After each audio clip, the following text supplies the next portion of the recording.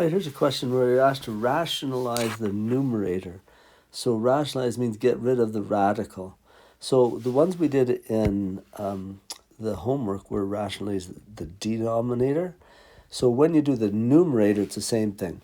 On a test, I'm not going to ask you to do one numerator one, but this is how you do it.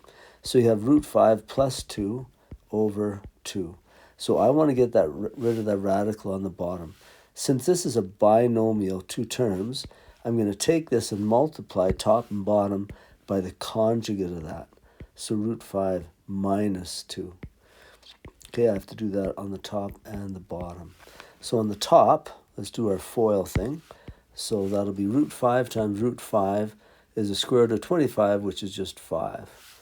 Okay, and then we'll do this one. Root 5 times minus 2 will be a minus 2 root 5. And then 2 times root 5 will be a positive 2 root 5. See what's happening there? And then 2 times minus 2 is a minus 4. Okay, and then on the bottom, 2 times root 5 would be a 2 root 5. And 2 times minus 2 is minus 4. On the top, these two middle terms cancel. 5 take away 4 is 1. Over 2 root 5 minus 4. I'd probably just leave it like that. Looks like that's my answer right there.